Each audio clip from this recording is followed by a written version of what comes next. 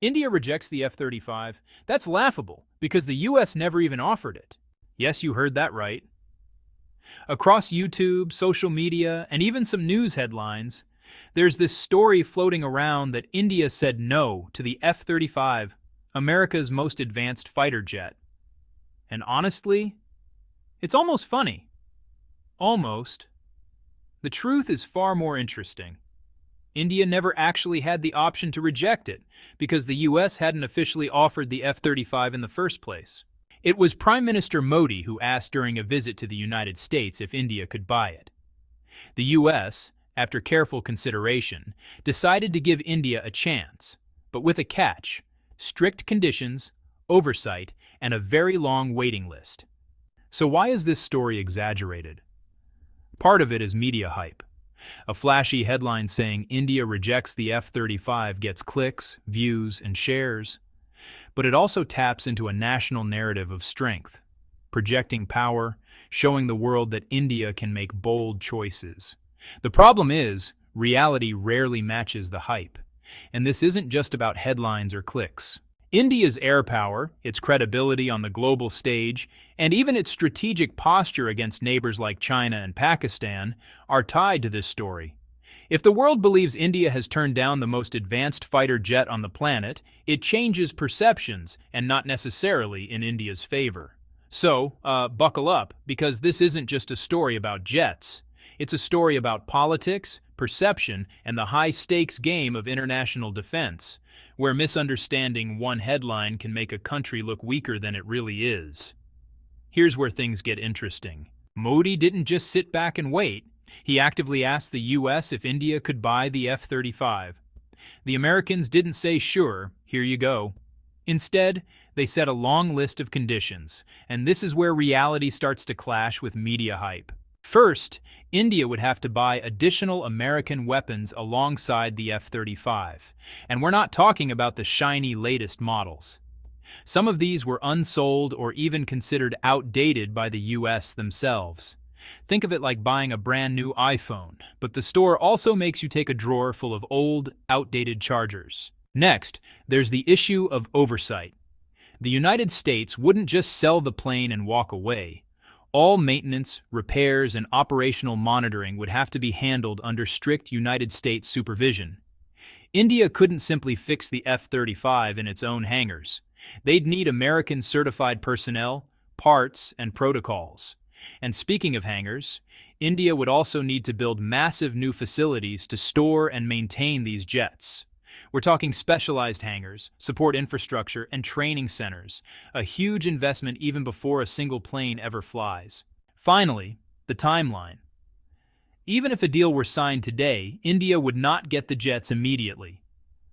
United States allies around the world take priority, which means India could be waiting years, maybe even decades, before the first F-35 arrives.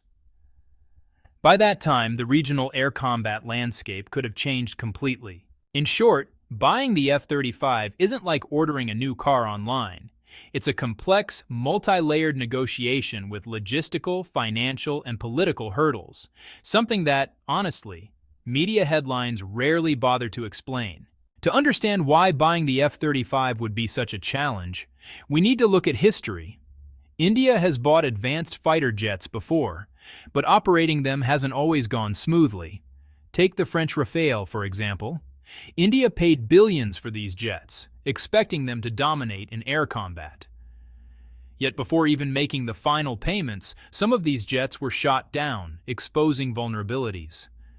This wasn't just a financial loss, it also damaged France's decades-long reputation as a reliable aircraft manufacturer. Russia has had its share of challenges too. Over the years, MiG-21s, MiG-29s, and Su-30s have crashed during training or routine operations. While some losses are inevitable in any air force, the scale and frequency of these accidents suggest deeper systemic problems, issues with maintenance, pilot training, and supply chains. So here's the tension.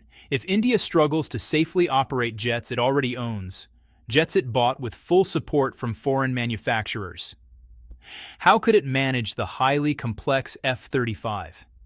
The F-35 isn't just a plane, it's a flying computer. It requires precise maintenance, constant updates, and strict operational discipline. Any misstep could ground the jet, or worse. History shows that acquiring cutting-edge aircraft is only part of the battle. Operating them safely, effectively, and sustainably is an entirely different challenge, and that's exactly the challenge India would face with the F-35. While India struggles with jet operations, its neighbors aren't standing still. Pakistan, for instance, has been quietly ramping up its air power with help from China. The J-35, China's advanced fifth-generation fighter, is moving from prototype to production at a remarkable pace, reportedly one jet every 3 days. Pakistan is already preparing to receive its first prototypes for training and evaluation, with plans to have a fleet of 40 jets in just a few years. Meanwhile, China isn't just building jets, they're building advanced air dominance. The J-10C, J-20, and soon the J-35 put India at a serious disadvantage.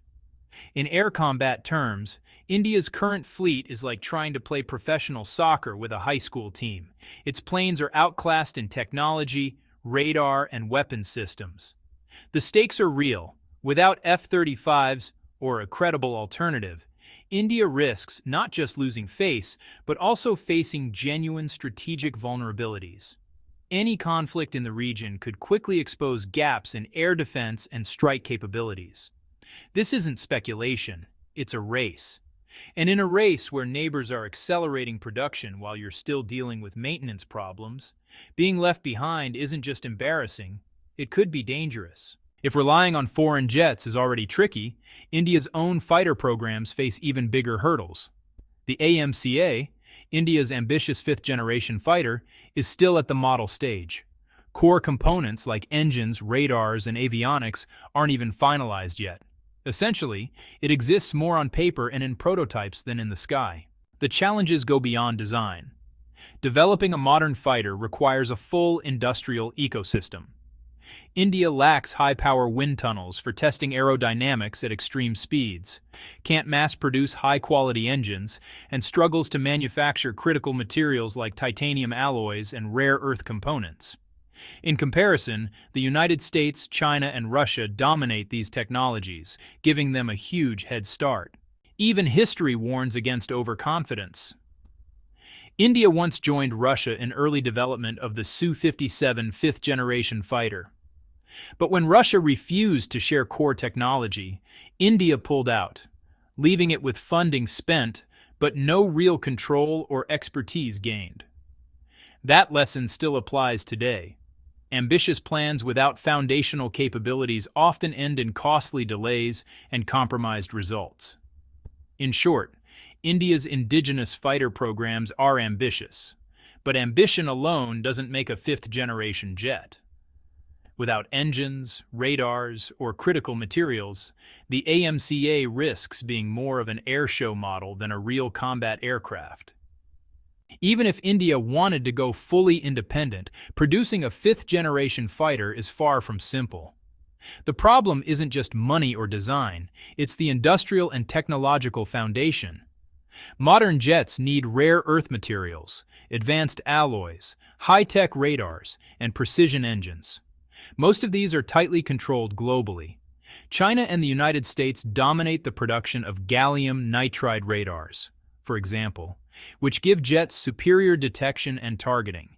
India simply doesn't have the domestic capacity to make these critical components at scale. Then there's supply chain dependency. India still relies heavily on China for key materials. Export controls and geopolitical tensions mean that even if India had the blueprints and experts, actually manufacturing a fifth-generation jet would be nearly impossible. Experts often give a grounded perspective. A Russian analyst once suggested, before attempting a fifth-generation fighter, India should fully master older jets, like the MiG-21 and Su-30, and understand every system before tackling engines, radars, and avionics of the next generation. Ignoring this step is like trying to build a space shuttle when you haven't yet learned to build a reliable car. The reality? India's fifth-generation dreams risk becoming decades-long projects that may end with obsolete jets the moment they are ready for deployment. Ambition alone can't replace industrial and technological readiness. Now let's take a step back and have a little fun, because sometimes the only way to highlight reality is with a bit of satire. Imagine this: India's next-generation fighter powered not by engines designed in high-tech labs, but by cow-dung engines. Eco-friendly, easy to maintain, and, well, magically powerful. For radars, forget GAN or GAA's technology. Let Modi, the high priest, gather hundreds of clerics to chant mantras. Suddenly, the jet can detect enemy aircraft even beyond stealth ranges. Weapons systems? With the help of verbal artillery, the aircraft can destroy enemy jets remotely. No missiles needed. Of course, this is absurd. It highlights the gap between ambition and reality. India's industrial and technological foundations simply aren't ready for a fifth-generation fighter. No amount of wishful thinking, mantras, or miraculous engines can replace proper materials, advanced radars, and precise manufacturing. The satire works to make a point. While imagination is fun, ignoring industrial limits leads to costly delays, compromised performance, and ultimately, disappointment in the real world. So, where does all of this leave India and its fighter jet ambitions? The story isn't just about the F-35, it's about perception versus reality, ambition versus industrial capability, and media hype versus operational truth. We've seen that India never really rejected the F-35. It was never officially offered. The U.S. conditions, delivery timelines, and logistical hurdles make acquiring these jets extremely complex. History shows that even existing foreign jets have faced crashes and operational challenges, exposing gaps in maintenance, training, and readiness. Meanwhile, regional powers like Pakistan and China are advancing rapidly, producing fifth-generation jets while India's indigenous AMCA is still far from operational. The bigger picture is clear: independent fifth-generation fighter production is not just a dream. It requires an integrated industrial and technological system that India currently lacks. Without that foundation, catching up risks becoming a decades-long project, potentially ending with jets that are obsolete before they even enter service. So here's the question for you, the viewer. Can India realistically bridge this gap? Or are these fighter ambitions mainly a product of media-driven fantasies and political narratives? Think about it, discuss it, and share your views in the comments. What's India's real path forward? Foreign acquisition, indigenous development, or a mix of both? And remember, in the world of defense and air power, hype can't replace hardware, and reality always has the final say.